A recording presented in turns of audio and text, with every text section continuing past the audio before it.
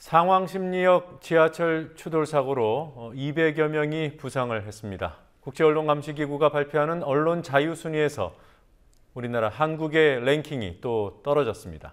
오늘 있었던 주요 뉴스들 황준호 뉴스 취재팀장과 함께 살펴보겠습니다. 어서 오십시오. 예.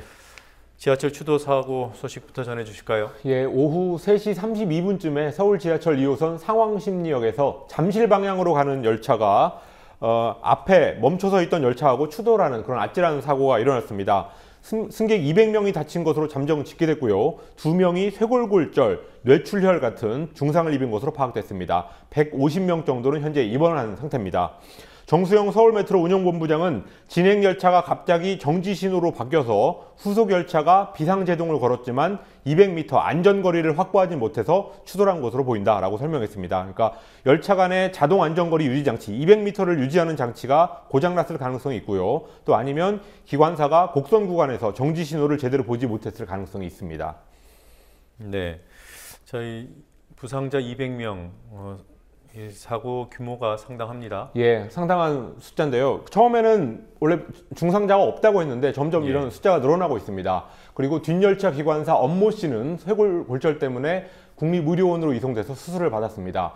사고 당시에 열차 내부에서 안내방송이 없었고 승객들이 의자 아래에 있는 비상 레버를 조작해서 손으로 문을 열고 나왔다고 승객들이 전했습니다. 승객들은 아무런 안내도 받지 못한 상태에서 선로를 통해서 현장을 빠져나왔다고 합니다. 이 사고 자체도 문제였지만 사고 후의 과정에서도 이곳저곳에 여전히 문제가 많다는 것이 이번 지하철 사고로 다시 한번 드러났다고 할 수 있을 것 같습니다. 네, 메트로 측에서는 방송을 했다는 입장이더군요. 예, 네. 그렇지만 승객들의 증언으로는 그 현장에 있었던 승객들은 방송을 듣지 못했다라고 하고 있습니다. 네. 프리덤 하우스라는 단체에서 언론 자유 순위를 매기고 있는데 우리나라 순위가 또 떨어졌어요. 예, 미국의 언론 감시 단체인 프리덤 하우스가 한국의 언론 자유 순위를 작년보다 4계단 낮춘 68위로 떨어뜨렸습니다. 전체 조사 대상국은 197개 나라였습니다. 이명박 정부 시절이었던 2011년에 언론 자유국 지위를 박탈했던 것도 이번에도 역시 복원시키지 않았고 여전히 부분적 언론 자유국으로 분류했습니다.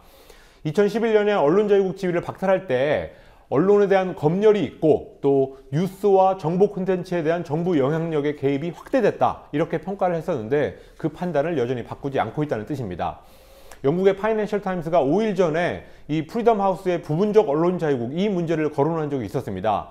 그 기사의 제목이 한국의 민주주의 행보가 계속 비틀거리고 있다라는 거였는데 세계의 보편적인 민주주의 이런 인권의 기준으로 볼 때 한국에 대한 평가가 이제 이렇게 굳어가고 있다고 할 수 있는 것 같습니다. 네. 자, 세월호 참사로 박근혜 대통령의 지지율이 급락한다는 여론조사가 잇따라 발표되고 있어요. 오늘은 한국갤럽에서 결과를 내놨더군요. 예, 역시 대통령의 지지율이 40%대로 급락한 것으로 나타났습니다. 지난달 28일에서 30일 사흘 동안 조사를 한 결과 박 대통령의 지지율은 48%로 2주 전 조사 때보다 11%포인트 크게 떨어졌습니다. 반면에 부정적인 평가는 40%가 나와서 2주 전보다 12%포인트 급증했습니다.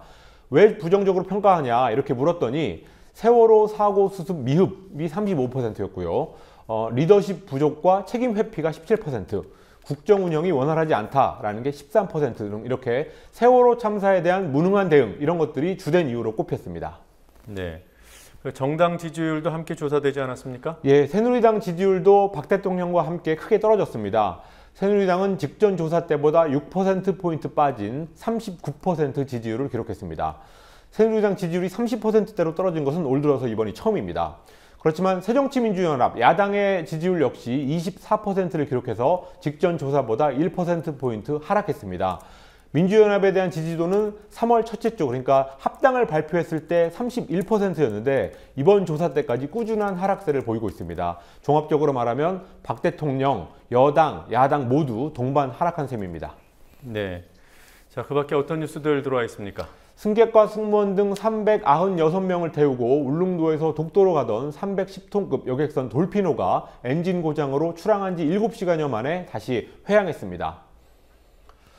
정부가 세월호 실종자 가족들이 머물고 있는 진도체육관과 팽목항에 정보 수집이 주된 임무인 정복과 사복경찰들을 하루 평균 22명 배치하고 있는 것으로 확인돼서 감시 논란이 확산되고 있습니다. 하루 일정으로 개성공단을 방문했던 재외동포 기업인들이 남쪽으로 돌아와서 저임금 고품질로 투자 환경이 아주 좋다라고 평가하면서 가능하다면 개성공단에 투자하겠다는 입장을 밝혔습니다.